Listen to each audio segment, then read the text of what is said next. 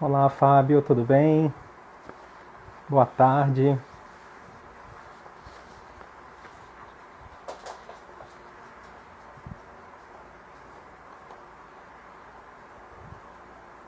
Olá, Marcelo, tudo bem? Amanda, acho que é Fernando, tudo bem? Boa tarde. Gretel, Eliane, tudo bem?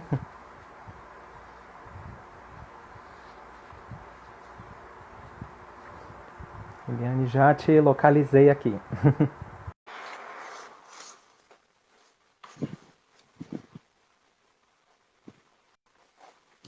Oi, tudo bem?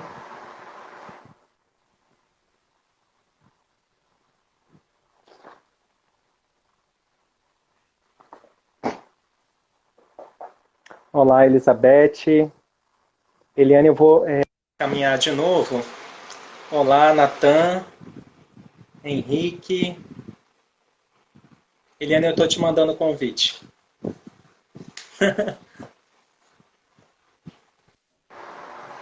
Agora sim. Oi, Eliane, agora sim.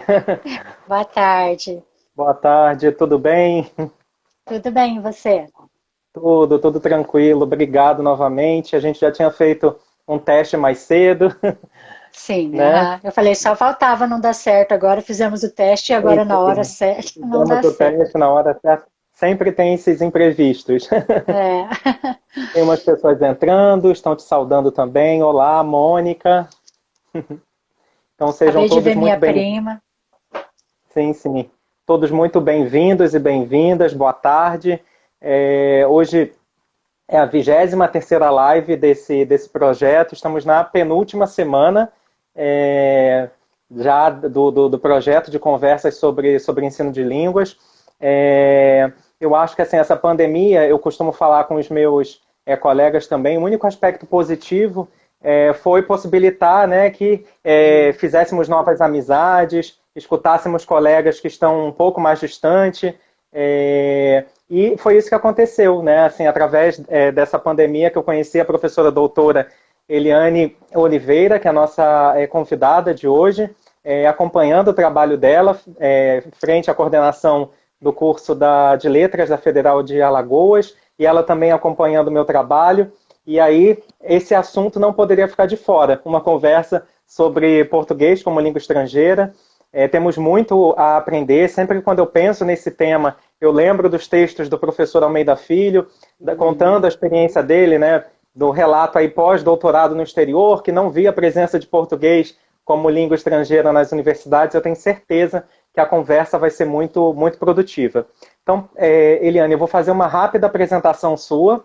Enquanto Sim. isso, as pessoas estão entrando aqui, de uma certa forma, explicar também um pouco mais desse projeto. Eu sou o Antônio, sou professor da UFRJ, e esse projeto foi pensado inicialmente para os alunos da disciplina de Linguística Aplicada e acabou abarcando aqui vários outros colegas, várias outras instituições, e essa discussão vai ser muito importante também para o nosso debate da disciplina. Então, a nossa convidada, como eu já falei, é a professora doutora Eliane Oliveira. Eu vou fazer uma rápida apresentação para que depois ela possa falar mais sobre o seu trabalho. Ela possui graduação em Letras pela Universidade Estadual de Londrina, Uhum. especialização em língua portuguesa também pela mesma universidade, é mestra e doutora em estudos da linguagem também pela UEL. A sua tese é sobre redes sociais e letramentos na fala de adolescentes, uma pesquisa na área de sociolinguística educacional, possui uma capacitação em português como língua estrangeira pela Universidade da Coimbra, trabalha com linguística aplicada, trabalha com sociolinguística educacional, na área de ensino de português, língua materna, língua estrangeira, atuou como leitora, talvez para quem não sabe muito bem o significado desse leitorado, depois a própria Eliane pode falar um pouquinho, como leitora do Brasil na Universidade de São Tomé e Príncipe, entre 2014 e 2017, um bom tempo, e é professora da Universidade Federal de Alagoas, como eu falei, coordenadora do curso de Letras do campus Arapiraca, também atua no curso de Pedagogia e tem outras experiências também em cargos institucionais. Então, Eliane, muito obrigado pelo aceite, por participar, e a fala é sua. Então, agradeço, Antônio, pela apresentação, né, e principalmente por essa oportunidade de estar aqui com vocês, né, falando sobre né, o português como língua estrangeira. Quero te parabenizar por organizar esse evento, né? Porque é um evento com tantas conversas. Tive a oportunidade de acompanhar algumas, né? Algumas falas da parte que me interessa, né? Tanto o ensino de inglês como, né? Agora o ensino de português como língua estrangeira e sempre discussões muito ricas, né? Então nesse momento de pandemia, eu acho que o que você fez, né, é uma coisa imprescindível para a gente poder levar isso tudo adiante, né, para a gente dar conta de sair um pouco do nosso isolamento por esse meio, né, virtual. Como você disse, né, eu sou Eliane Oliveira, né, Lia Oliveira para a maioria das pessoas, né, as identidades que nós vamos adquirindo, né. Sou professora por amor, por paixão, não querendo, né, entrar na demagogia que a profissão tem que ser muito valorizada, mas eu tenho a profissão como um grande amor, é na sala de aula que eu me encontro, né, como que eu sou, né, eu sou muito feliz em sala de aula e trabalho nas duas vertentes. Dei aula de português como língua materna, né, comecei, assim que me formei em letras, fui para o ensino básico, né, trabalhei muito ali com o ensino básico, com a graduação, ainda na graduação, eu já comecei a trabalhar com português como língua estrangeira, por meio de um projeto, na Universidade Estadual de Londrina, coordenado pela professora Viviane Furtoso. Foi aí que eu fui tendo o meu contato com o estrangeiro, né, com o estrangeiro aprendente. E o meu objetivo hoje aqui é refletir um pouquinho sobre, né, esse ensino, sobre o português como língua estrangeira. E aí eu vou trazer um pouco das especificidades desse ensino, sem ser muito, porque o tempo é curto, né? Eu não tenho muito entrar muito em detalhes, né? Falar um pouquinho da abordagem mais atualizada, que é a comunicativa intercultural. E quero tocar um pouquinho na questão do material didático, e no meio disso tudo aí eu vou falando um pouquinho da minha experiência, né? Contando um pouco de causa também, né? Então, quando a gente pensa em ensino, né? Quando a gente pensa em ensino, quando a gente pensa em língua, a gente tem que ver que uma língua ela pode ser vista sob dois vieses, né? Tanto como língua materna, como língua não materna. Quando eu vejo a língua como língua materna, a gente sabe que é aquela língua de berço, né? Aquela cuja aquisição ocorre ali em paralelo com a socialização quando ainda somos crianças, né? Aquisição na infância. E algo que é normalmente responsabilidade dos familiares mais próximos, que acontece sem a interferência da escola ou de qualquer outra de um ensino formal, de qualquer outra instituição de ensino formal. E o ensino de língua como língua não materna é qualquer língua que é aprendida, né, depois dessa língua materna.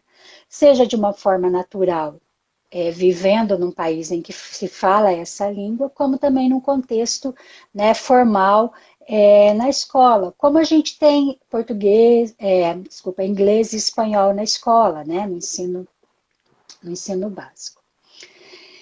E então, dentro da questão da língua não materna, nós temos alguns contextos, né? E esses contextos não têm uma nomenclatura, não tem uma nomenclatura muito consensual. Então, eu vou me basear, né, na questão terminológica do Almeida Filho, né, que é o nosso, né, grande mestre aí no ensino de português como língua estrangeira.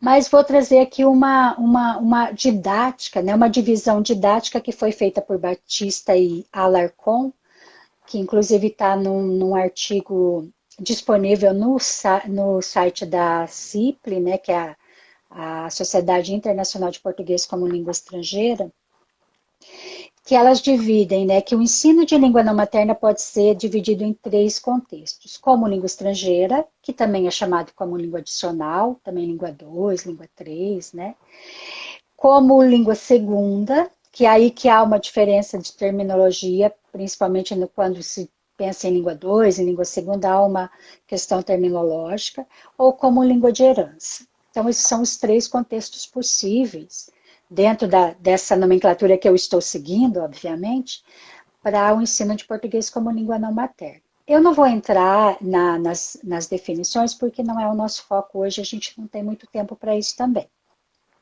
Até porque o meu foco hoje é o português como língua estrangeira, né? E aí eu já peço para quem estiver ouvindo para anotar uma coisa muito importante, que eu acho que é a coisa mais importante que eu vou falar aqui hoje, né? Quando eu aprendo português como língua materna, eu estou adquirindo uma outra variedade daquela língua que eu já falo, daquela língua, da minha língua, né, que eu já domino. Então, o que que acontece? Eu estou ampliando, não estou aprendendo uma língua, eu estou ampliando, né, uma língua que eu já domino, de uma determinada variedade, né, em favor de uma outra variedade, geralmente aquela utilizada, aquela eleita como a culta, né, aquela que é exigida para os registros, para um registro formal. Então, eu vou aprender a língua portuguesa como língua materna para isso, para ampliar a minha competência dentro da minha própria língua. Quando eu aprendo português como língua estrangeira, quando eu vou aprender uma língua estrangeira de uma forma geral, eu estou adquirindo uma nova língua, né? Todos os aspectos dessa nova língua, não me são familiares ou são pouco familiares para mim. Então, eu estou adquirindo todo o processo, né? Sintaxe, léxico, fonologia, enfim, eu estou adquirindo uma nova língua. Então, por que eu estou falando isso, né?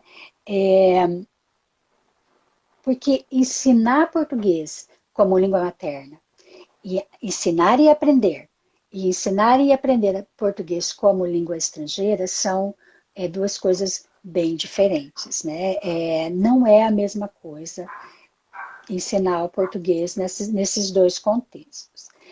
E aqui, né, é importante deixar bem claro, isso é importantíssimo. Não basta ser falante de uma língua para ensinar essa língua, né? E aqui eu já cai, né, aquele mito, né, de muitas escolas de idiomas que, né, tem aquela propaganda, professores nativos, né, professores que, principalmente americanos, né, quando a gente tem no contexto do ensino de inglês. Isso não basta de jeito nenhum para ser professor, para ensinar uma língua. Então, se a gente fosse ver por esse prisma, qualquer brasileiro, qualquer brasileira, ensinaria um estrangeiro, não é? Por quê? Porque nasceu num país que fala português, então sabe falar o português. Então, dentro dessa perspectiva, qualquer um ensinaria, né, o português para estrangeiro. E aí eu quero que vocês todos pensem comigo, né? Hoje, se vocês tivessem que ensinar o português para um estrangeiro, mudou um vizinho ali, chinês, porque a gente tem muitos chineses hoje, né? E ele me pediu ajuda aí para aprender o português. Vocês se sentiriam capazes, né? Vocês teriam, sem ter nenhum contato com metodologia, sem conhecer didática, ou mesmo conhecendo, né, a metodologia de um ensino de língua estrangeira, ou a metodologia de ensino de língua portuguesa como língua materna. Vocês acham que vocês teriam resultado? Né? Um resultado positivo, né? Eu falo ensinar mesmo sistematicamente, porque a interação ali a gente já consegue aprender alguma coisa. E eu afirmo que, né, que vocês não teriam, né, eu já vou desanimá-los, né, vocês não teriam o resultado de um ensino sistematizado, por quê? Eu falo isso não só pela experiência que eu tenho como professora de português como língua estrangeira, mas também por relatos que eu já tive, né, pessoas que tentaram fazer isso, né, pessoas que tiveram essa experiência, e até mesmo professores e professoras de português língua materna, professores e professoras excelentes, que tinham uma eficiência, né, perfeita ali no ensino de português como língua materna, e que se sentiram muito frustrados porque não conseguiram ter sucesso com estrangeiros. Né? Por quê? Porque não basta, né? Não basta eu ter a metodologia de ensino de língua portuguesa como língua materna, para eu ensinar o português como língua estrangeira. Não basta eu saber falar, né? Isso já acho que eu já deixei bem claro. E também não basta eu ter a metodologia de ensino de língua estrangeira. Por quê? Porque aí me falta, né, o domínio, me faltaria ali o domínio de especificidades da língua portuguesa que eu também vou ter que ensinar. Porque o estrangeiro, quando ele vai para uma aula que ele quer um ensino sistematizado, geralmente ele busca a estrutura da língua. Ele quer gramática. Geralmente ele vai porque ele precisa escrever, porque a interação ali do cotidiano é mais no começo, aí ele já adquire, né? Então ele vai seguir uma aula, né? Ele busca um ensino formal porque ele quer as especificidades mesmo da língua. Né? Então, esse é o primeiro ponto ali que eu quero deixar bem claro. Né? Não basta ser falante para ensinar e não basta ser professor de língua materna para ensinar português como língua estrangeira. Eu não sei se você quer falar alguma coisa, Antônio. Eliane, eu só esqueci de comentar, porque assim, caso alguém já tenha uma pergunta ou queira fazer um comentário, fique à vontade. A gente também depende muito desses comentários para que tenha, né, um bate-papo aqui. Aproveitemos aí a presença da professora Eliane. Mas realmente, para quem está chegando agora, Eliane, eu vou tentar fazer uma síntese. Então, você trouxe umas questões de nomenclatura, que eu acho que é um grande debate da área na atualidade, né? Português de língua estrangeira, português brasileiro para falantes de outras línguas, algumas siglas que existem também, né? O português língua não materna, aqui no Rio também algumas universidades estão usando muito essa nomenclatura. Depois a professora Eliane trouxe algumas crenças que também temos na área de português como língua estrangeira, de que basta saber português ou ser nativo para poder ensiná-la. A gente cai naquele mito, né, na representação, o perigo do professor nativo. E principalmente agora no finalzinho desse bloco, deixando muito claro que há algo que especifica esse ensino e não basta você saber metodologias de ensino de língua materna ou também de língua estrangeira para pensar um ensino mais desenhado para esse público, para esse estrangeiro, e nos fez uma provocação, né? Se nos sentimos capazes de trabalhar com estrangeiros de diferentes nacionalidades. Acabou de chegar uma pergunta agora da Maria Célia. Um beijo, Maria Célia. Eu acho que a pergunta diz assim: conhecer, ainda que superficialmente, a língua, a cultura do aluno, contribui ou atrapalha na dinâmica da aula de português como língua estrangeira? Eu acho que já dialoga com o nosso próximo bloco também. Isso. Uhum. Eu vou responder a pergunta da Maria Cláudia, né? Você falou? Maria Célia. Maria Célia, já. Né? No meio daqui do meu bloco, eu vou falar porque tanto ajuda como atrapalha, né? A gente já vai chegar nesse ponto, e aí eu vou até pedir a sua ajuda para você para lembrar. Tá? Bom, então, aproveito, né? O Antônio fez um resumo muito rico aí do que eu já falei. Então, além de tudo isso, né, além dessa metodologia específica, que a gente pode dizer assim, tem um ponto que tem bastante peso, né, quando você se aprende uma língua estrangeira de uma maneira geral, e que vai influenciar aí, obviamente, também no aprendizado da língua portuguesa. Por que para nós é bem mais fácil, a gente tem mais facilidade para aprender o espanhol, né, para aprender o italiano e para aprender o francês? E nisso eu já vou começando a responder aí a pergunta da Maria Célia.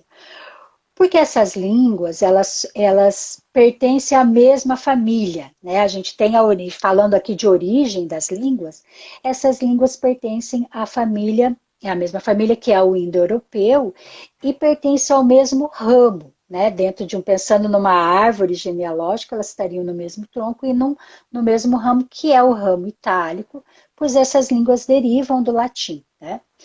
Então, para um italiano, para um espanhol, para um francês aprenderem português, é mais fácil porque a sintaxe é próxima, a fonética, né, é próxima, é parecida, a gente tem um léxico bem parecido também, então facilita. Depois, para aprendentes de inglês ou de alemão, por exemplo, a gente já tem um pouco mais de complexidade. Por quê? Porque apesar de serem línguas da mesma família, elas já são de outro ramo. Então eu falo brincando que já são os primos mais distantes aí, né? Tiveram uma convivência, mas a criação, né, levou para caminhos diferentes. Então aqui a gente já tem a sintaxe, né, a estrutura já é diferente, a gente sabe que no inglês a gente já tem ali bastante estruturalmente diferentes, né? O alemão com aquela questão de escrever palavras juntas, né? Então já tem uma estrutura um pouco diferenciada. A fonética e o léxico também vão tornar isso mais complexo. Eu não gosto de usar a palavra dificuldade, porque, né, não é dificuldade, são complexidades que a gente vai enfrentando. Agora, para aprender chinês, para aprender português, japonês, né, para chineses e japoneses aprenderem, é um pouco mais complexo porque a família já é diferente. A gente já não tem mais línguas derivadas do indo-europeu, nós temos línguas de uma família chamada sino-tibetana.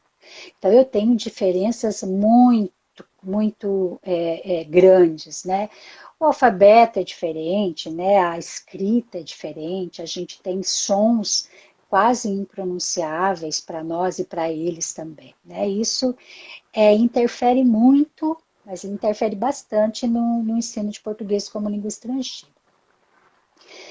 E aqui, né, seria importante, né, para todo professor de português como língua estrangeira, se a gente conseguisse formar turmas, né, por língua materna. Mas isso é bem difícil, né? Infelizmente, os estrangeiros não vêm em blocos, assim, né?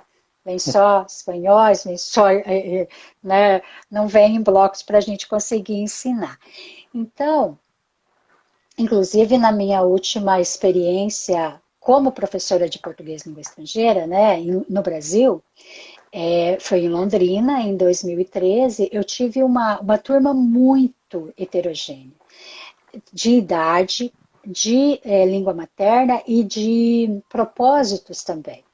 Eram jovens, adolescentes intercambistas, eram doutorandos, né, eu tinha um turista que só estava ali passeando, eu tinha um senhor aposentado que não mexicano, né, eu tinha um casal de pastores colombianos que queriam atingir a língua culta, então era uma turma muito complexa. Como a gente tem geralmente conseguido, né, pelo menos na Universidade Estadual de Londrina nós conseguimos turmas menores, né, não passava de 15 alunos, a gente tinha uma facilidade maior aí quer dizer, a professora pode olhar para o todo sem deixar de olhar as individualidades. Então, esse é um diferencial aí, só que porque não há uma procura muito grande, né? Igual eu acredito que, né, turmas de espanhol, turmas de inglês, a gente vê com um pouco, às vezes, né, com um número maior de aprendentes, de alunos ali na sala.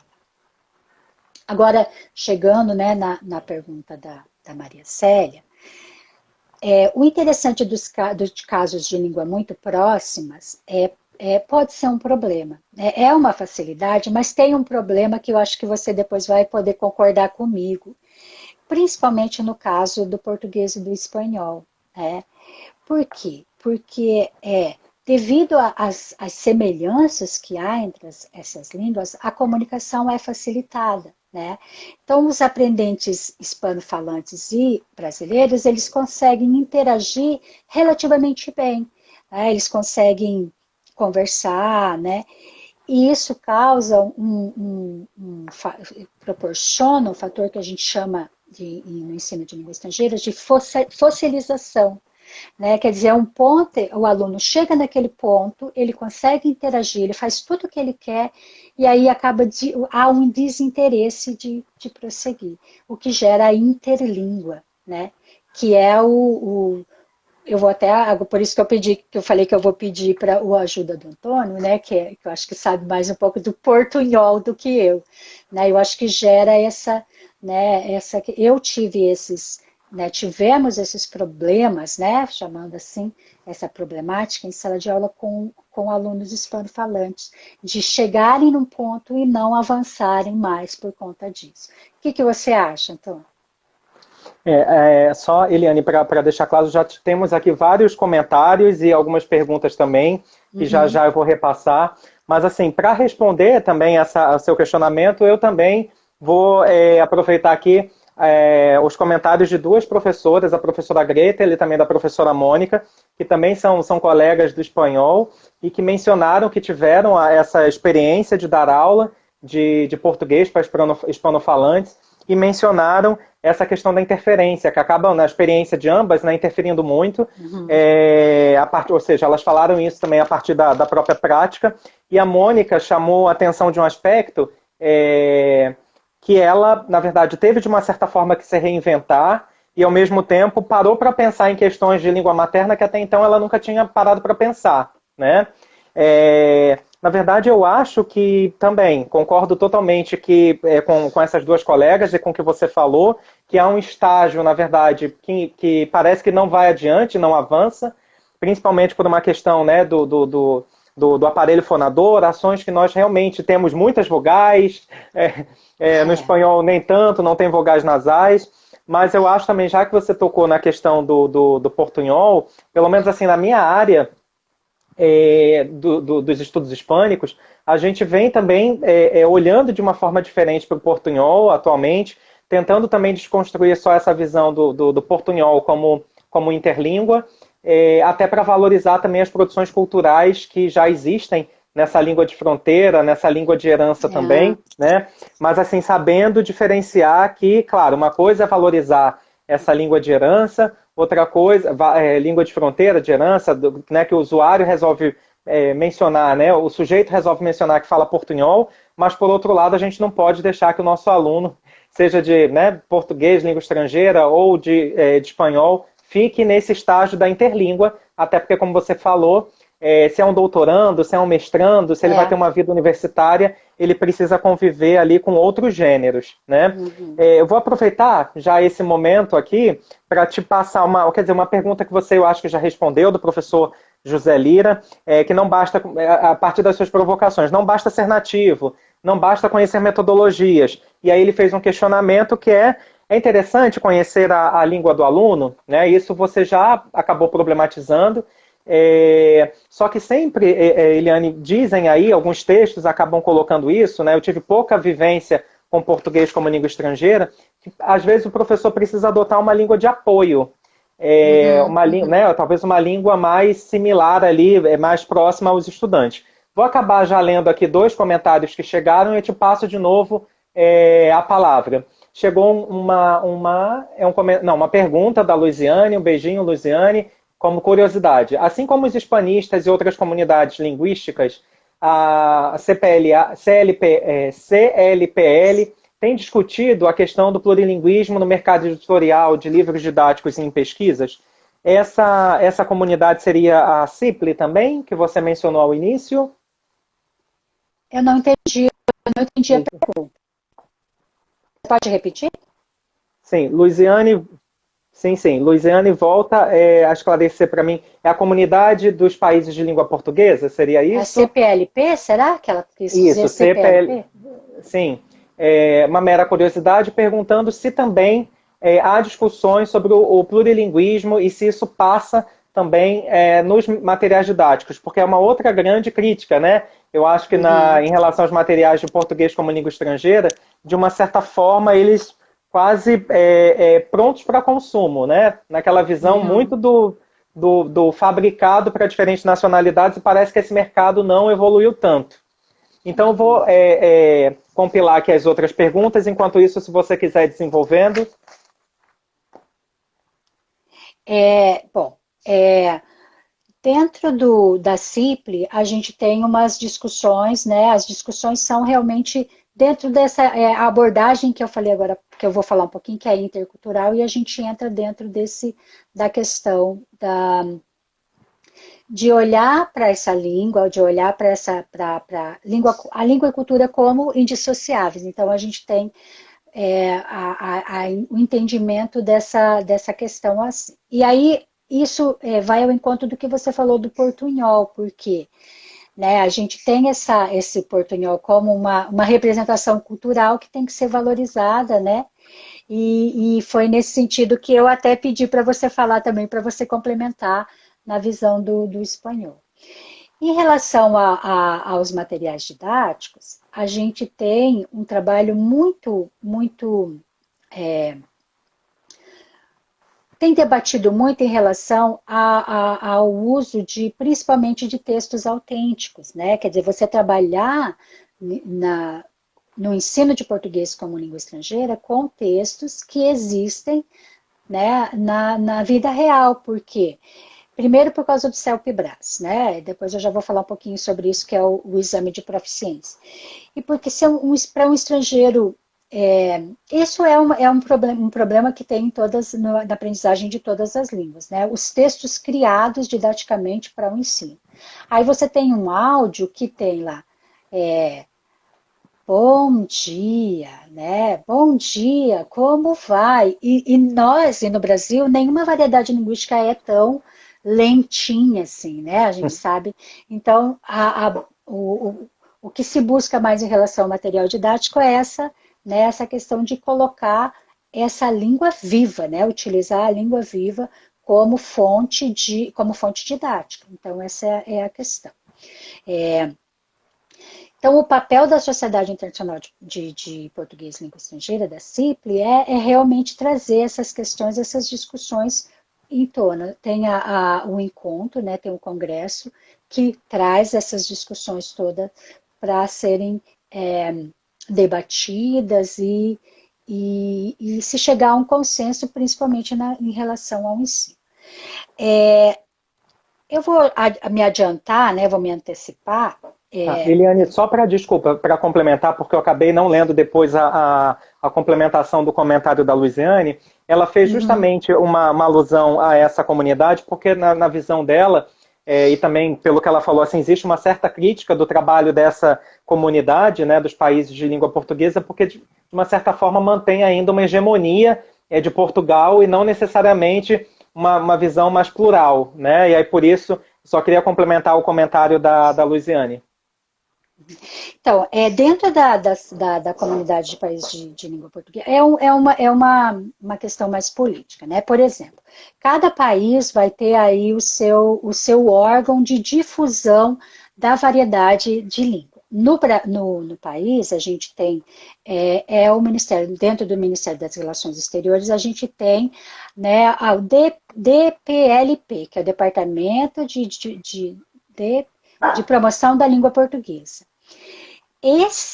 No Brasil é esse departamento, né, ligado ao Ministério das Relações Exteriores, que tem uma ligação com a CPLP, que vai divulgar a nossa variante, a nossa variedade linguística. E dentro um dos projetos desse órgão é o leitorado, né, que é o que, não sei se todo mundo conhece.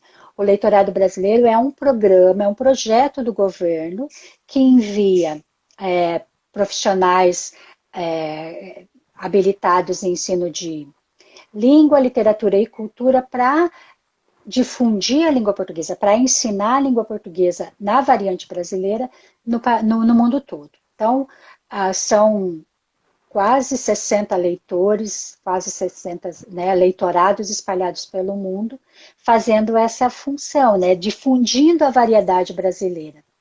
Por que há uma difusão maior do português europeu ainda? Porque a CPLP, apesar das sedes serem espalhadas, não é sempre em Portugal, nós temos mais países falantes do português com influência do português europeu ainda. Né? Apesar de o Brasil ter muito mais falantes do que todos os outros países juntos, né, ainda a influência europeia tem essa representatividade maior dentro da CPLP. Né? Então, talvez isso que traga que leve essa impressão que a colega, impressão não, que leve a essa constatação que ela colocou aqui, muito bem colocado. Né? Então, o Brasil está aí, né, trabalhando. Já houve um trabalho muito maior, mas eu acho que os centros culturais espalhados pelo mundo e os leitorados têm tido um papel muito importante aí para a difusão da nossa variedade brasileira. Sim. E um outro órgão não institucional que tem feito isso muito bem, e até um outro trabalho que eu faço com uma preocupação em relação a isso, são as novelas brasileiras. Né? As novelas brasileiras têm espalhado a variedade brasileira pelo mundo, só que aí há uma questão que eu tenho investigado, que é como certos grupos de falantes são representados por essas novelas, mas essa é uma outra discussão. Uma Né, outra live. aqui agora. É, uma outra live. Sim. Eliane, só para te contextualizar, a gente já tem 36 minutos de live, né? Tá passando muito rápido, então vamos para o bloco da interculturalidade. Eu acho que sobre interculturalidade, eu acho que eu já tocou um pouquinho também, já toquei tá um pouco, né? Eu acho que a gente acabou, né? Saiu daquele tá bloco mesmo, e é isso. isso que é legal, né? Eu acho que eu queria só vou contar um caos, né? Uma coisa que aconteceu enquanto professora. Eu fui para São Tomé e Príncipe, né? No país da África, como você disse, vivi 3 anos lá. E lá eu atuava ensinando português como língua materna. Eu formei professores, eu dava aula no curso de letras na Universidade de São Tomé e Príncipe, então era um contexto. E trabalhei no Centro Cultural com o ensino de português como língua estrangeira, mas não especificamente como a professora do centro, porque lá tem uma professora espetacular, que é a professora Leila Brígida. Né? Então eu fui, como essa professora foi meio autônoma, foi aprendendo a ser professora de português como língua estrangeira, porque lá em São Tomé e Príncipe não havia outra, ela era formada em letras e chegou e foi sendo. Eu fui mais para dar uma atualizada nela e trazer essa abordagem intercultural. Mas dentro desse trabalho com ela, aconteceu uma coisa interessante. Um dia, nós tínhamos alunos, né, uma turma com 6 alunos, e entre eles um diplomata nigeriano. E esse diplomata nigeriano, numa determinada aula, ele se recusou a entrar na sala de aula porque ele não poderia estar comigo porque eu estava de vestidinho de tira, sabe, assim, de alcinhas, né, que lá eles chamam de partes corno, né, quer dizer, com os ombros à mostra, com os braços à mostra. Então, ele se recusava a ter aulas comigo daquela forma. Então, o que aconteceu? Dentro dessa visão intercultural, eu saí da sala, né, conversei com ele, mostrei para ele que eu estava ali, né, que eu não tinha como fazer nada naquele momento, mas que ele teria que assistir a aula, que seria importante que ele entrasse. Quer dizer, a gente negociamos, né, conversamos ali, e dentro dessa visão intercultural, né, quer dizer, eu observei a cultura dele, entendi a cultura dele, valorizei a cultura dele, sem deixar de olhar para a minha, né? Quer dizer, não era nenhum problema para mim, não iria causar nenhum problema identitário, né? Não causaria nenhum mal eu me cobrir, né? Então, o que aconteceu? Ele aceitou assistir a uma aula minha daquela forma, e nas outras aulas eu tratei de nunca mais aparecer daquele jeito. Né? Quer dizer, dentro dessa abordagem intercultural, é isso que se pede, né? Superar determinadas descrenças em relação à cultura do outro, né? Olhar para a cultura do outro como um processo identitário. A gente usa muito a palavra alteridade nessa questão intercultural, né? Você relativizar os próprios valores, os seus comportamentos, né? Se colocar no lugar do outro para poder entender a cultura do outro, sem deixar de olhar para a sua cultura, mas sem entender a sua cultura como possivelmente certa. E isso também a gente fala, né, em relação às variedades da língua também. Então, dentro dessa abordagem intercultural, ensinar e aprender a língua vai significar eu passar a olhar acima daquelas generalizações, dos estereótipos, né? Estereótipos no sentido daquilo que pode criar um estigma. Por exemplo, um estigma muito ruim. Sei lá, todo baiano é preguiçoso, né? Eu pego um grupo e crio um estigma cultural. Então, eu tenho que olhar acima dessas generalizações, né? Porque as generalizações geralmente formam caricaturas, né? Criam caricaturas que precisam ser ultrapassadas, né? Não sei se você tem mais alguma coisa para a gente comentar. Não, assim, tem a Luiziane chamou a atenção que isso também, quer dizer, essas barreiras culturais acontecem no próprio Brasil, e ela traz o caso dos imigrantes haitianos em Santa Catarina, isso está espalhado, né, de uma certa forma em todos os estados. Eu acho, assim, fundamental isso que a professora Eliane colocou, que a interculturalidade não é você simplesmente pensar na cultura do outro, e às vezes quando falando aqui pela concepção de como um professor de espanhol língua estrangeira, levá-lo à cultura do outro e deixá-lo lá, né? Na verdade, é você também avaliar a sua própria cultura, e o seu exemplo foi fundamental para que a gente pudesse, de uma certa forma, né, exemplificar como o professor também precisa ser flexível nessas situações, e a gente vai aprendendo mesmo com as experiências, né? Principalmente. E aí tivemos já um debate aqui, um pouco paralelo, a professora Mônica perguntando se já existe livro didático de português como língua estrangeira, e aí uma colega, Emila, o perfil, respondeu que tem um material, o Pode Entrar, que está disponível para baixar, e é justamente esse assunto do nosso próximo bloco, que é para falar justamente, né, exatamente, dos materiais e do CELPE-BRAS. Então, nós temos muito material, temos um material bom disponível no mercado, inclusive nesse livro aqui, que é de 2009, há um capítulo meu e da professora Viviane Furtoso, que foi a minha orientadora, né, que me inseriu aí no PLE, que nós analisamos, nós avaliamos os livros didáticos disponíveis à época, né, para ver sobre principalmente questão intercultural e coisas assim. É um artigo que precisa aí de uma atualização, porque há outros materiais disponíveis, mas eu quero destacar, em especial, em relação a esse material, o portal do professor de português como língua estrangeira, que é uma ação, né, que vem aí da CIPLE, da CPLP, do IUP, que é o Instituto Internacional de Português, Instituto Internacional de Língua Portuguesa, que aí vai abarcar todas, né, as variantes,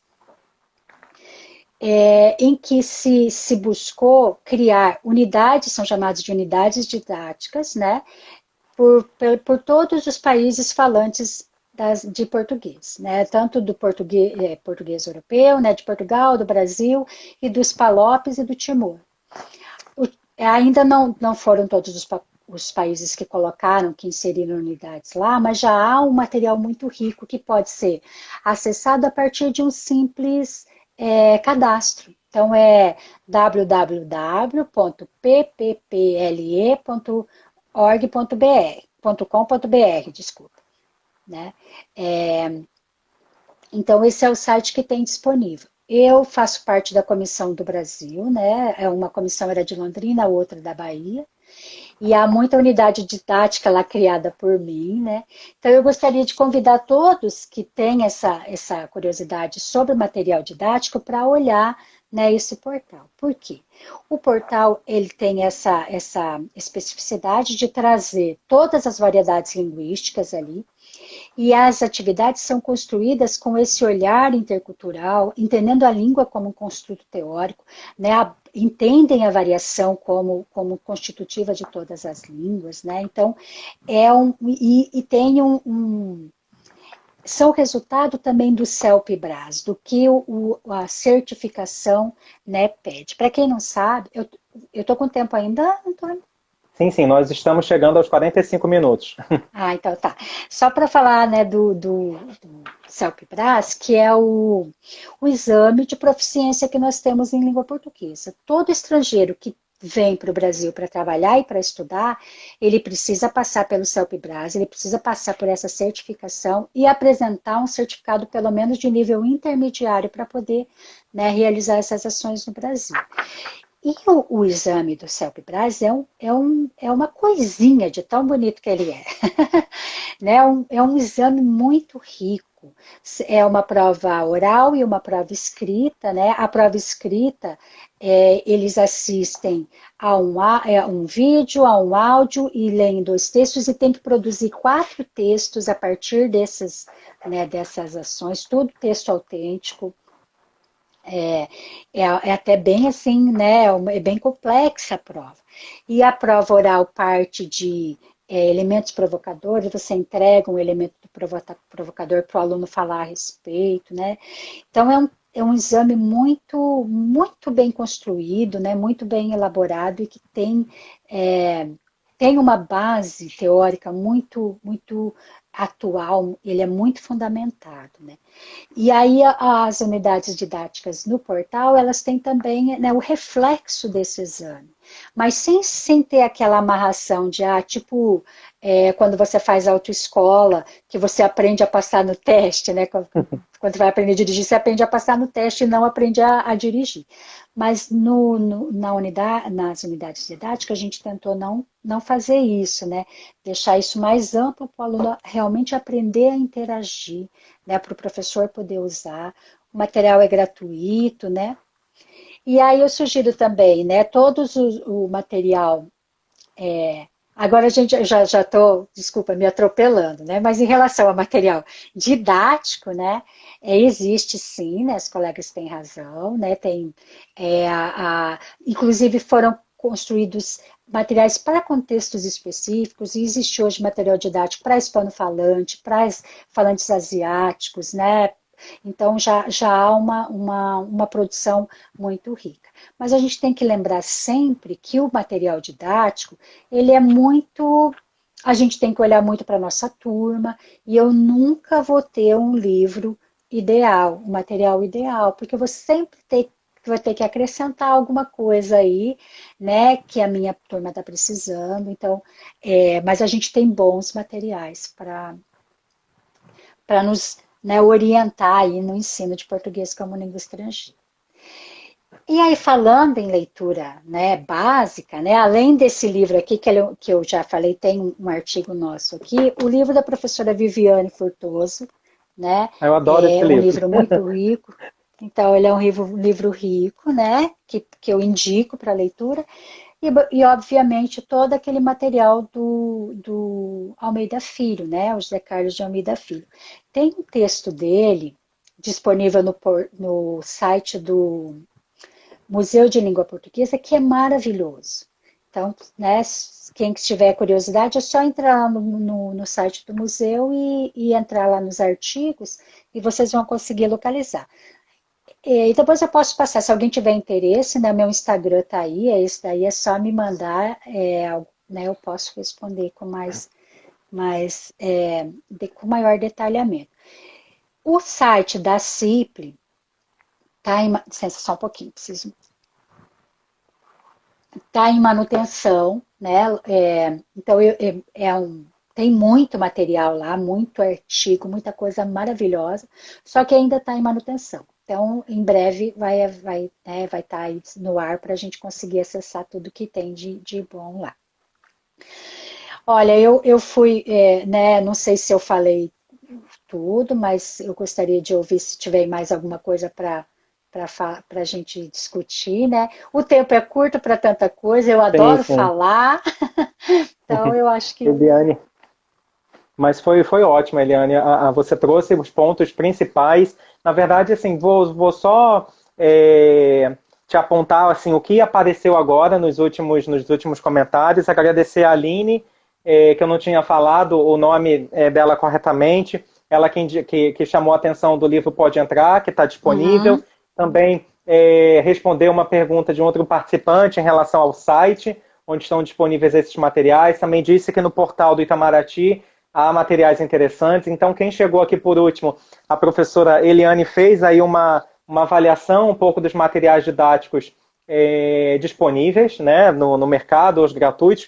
Muito interessante essa concepção, né, de unidade didática, porque também o próprio conceito de unidade pressupõe uma flexibilidade, uma adaptação, e é isso que você falou, do professor enxergar ali os seus alunos ou adaptar para a sua realidade. Chegou uma pergunta, mas assim, antes eu já vou pedir o espaço, antes de repassar para você essa pergunta, para fazer também, para divulgar uma produção da professora que já está praticamente, estava no prelo, mas acabou de sair, e pedir também o espaço para divulgar a live de amanhã. Então, em primeiro lugar, como sempre, eu queria divulgar uma produção acadêmica da nossa convidada do dia, que o texto tem como título A Interculturalidade no Ensino de Português de Língua Estrangeira, um efeito do CELP-BRAS, né? Organizado pelo professor Rubens Lacerda, que vem trabalhando também com essas questões de português como língua estrangeira. É uma editora, uma editora internacional, é da Lisboa, a editora Lidel, e logo esse texto, esse livro vai estar disponível. A professora Eliane também tem publicações sobre experiências do leitorado, sobre sequências didáticas, falas de adolescentes, variação em livro didático de língua portuguesa, então tem muito material para a gente conhecer, para a gente acessar. E aí já queria deixar o convite para a live de amanhã, não será na sexta, será na quinta essa semana, amanhã dia 23, com o professor Cícero Miranda, da Federal do Ceará, para falar um pouquinho sobre matrizes curriculares nos cursos de formação de professores, como propor novos caminhos, e é justamente sobre esse tema, Eliane, que surge uma pergunta aqui, que eu acho que também foi decorrente das suas provocações. Eu mesmo, assim, eu tenho uma pergunta para fazer, mas se não der tempo, depois a gente vai poder conversar. A pergunta foi, na verdade, uma pergunta comentário da Mônica, chamando a atenção que no currículo de letras ainda falta muito debate em relação à questão da interculturalidade, e com certeza, pela sua fala, a gente pode ver que falta também formação de português de língua estrangeira, né? Sim. Acabou de chegar um outro comentário aqui, só um elogio também da sua fala, ver essa perspectiva do português como língua estrangeira acaba sendo muito interessante. O que eu queria te perguntar é se nesse portal em que as unidades estão disponíveis, se os áudios também, o usuário, né, o professor que busca ali material, ele tem acesso aos áudios ou não, ou ele tem que, na verdade, providenciar aí um material para trabalhar essa destreza. Só para te orientar, estamos aí chegando aos 53 minutos, para que você possa encerrar a sua fala dentro desse tempo ainda disponível. Bom, no portal, a preocupação nossa foi colocar indicações para isso. Por exemplo, eu coloco um link para que a pessoa possa chegar a esse áudio, né? Porque não havia instrumentos para a gente criar as unidades com esse material. Então, ali há uma indicação de onde chegar. Ele não vai precisar procurar, ele só vai clicar e vai chegar nesse áudio. Né? Realmente a gente não tem formação, muito poucas formações específicas em português como língua estrangeira, mas é bom que nós já temos algum... em pós-graduação, tem especializações que estão levando isso. Mas eu ainda sonho em toda a universidade com um curso de português como língua estrangeira. É uma graduação, né, em português como língua estrangeira. Eu queria agradecer, Antônio, aos alunos meus que eu vi entrando aqui, porque a gente vai ver... Agora parou aqui, travou aqui os meus comentários, está só num pedaço aqui, mas eu vi muita gente entrando aí, né? O Thomas, vi a Marília. Quero agradecer minha prima querida que está aqui, né? Assistindo a gente, acompanhando a live também, a Rose Cavalli. Nossa, esse momento para mim é muito rico. Eu gosto muito de falar de português como língua estrangeira, porque estou só na pesquisa aqui, não estou atuando, né? Então, traz essa vida para mim. Mas eu vou entrar agora num pós-doutorado sobre o tema e nós vamos trabalhar um pouquinho que mais. bom. Vai ter um material aí para a gente discutir em outros momentos, se você quiser, tá bom? Com Eu acho certeza, que Eliane. agradecer a você mais uma vez pela oportunidade, a todos e a todas que estiveram aí, né, comentando. Eu acho que foi sensacional. Muito obrigada. Sim, muito obrigado você pelo aceite, por compartilhar aqui a sua experiência, conceitos, né, com os quais você trabalha como pesquisadora da linguística aplicada. Fica aqui, né, na verdade, assim, para nós, a reflexão de que é uma área que tem pouco tempo ainda de pesquisa acadêmica. Claro que já tem pesquisas acadêmicas e centros, como aqui mesmo no Rio de Janeiro, a PUC do Rio de Janeiro, com uma vasta produção sobre o assunto, a própria Sim, sim. UFRJ, que tem um departamento específico, a UERJ, que está crescendo, mas é o que você falou, é quase um trabalho de formiguinha, a gente ainda precisa, né, de muita circulação, o próprio professor Almeida Filho, que você falou várias vezes aqui na live, disse que a gente às vezes não tem uma consciência ainda dessa área, então como vai fazer política se a gente não tem ainda uma Pois é, consciência, né, de pois de é. uma área de pesquisa? Então, muito obrigado por compartilhar aqui conosco no projeto sobre esse assunto. E eu queria novamente agradecer todo mundo que esteve presente. Agora a live vai circular muito mais, que é um conteúdo que a gente precisa, né, fazer circular nas nossas instituições, com os nossos colegas também.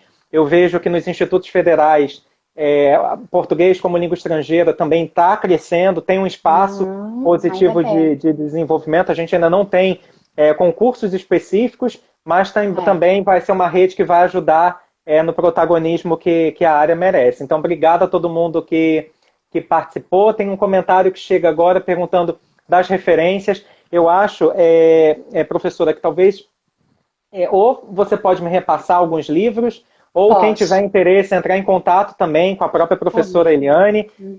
que ela repassa algumas referências, eu tenho umas aqui também, então fiquem muito à vontade para nos procurar, principalmente a nossa convidada que é especialista no assunto, tá? Isso, é só mandar um recadinho aí no Instagram que eu respondo, mandando o que precisa. E podemos conversar mais também lá por Instagram, aqui pelo Instagram, tá Sim, bom? sim. E também acompanhe a página do curso de letras da Federal Ah, de obrigada. Alagoas, de O curso. Arapiraca, que tem muitas Uhum, atividades por lá também, não é? exatamente. A gente vai ter umas lives agora sobre o politicamente correto no dia 27, vai ter sobre filosofia da educação no dia 28, e no dia 6 de agosto uma conversa com o professor Marcos Banho Ah, sobre legal. preconceito linguístico. Então vai ser Que bem ótimo. legal. Então é Tá isso. bom? Muito obrigado, Eliane, novamente. Obrigado a todo mundo. E amanhã nós nos vemos às 5 horas com o professor Cícero. Tchau, tchau. Até Obrigado. mais. Tchau. Tchau, tchau, pessoal. Obrigado.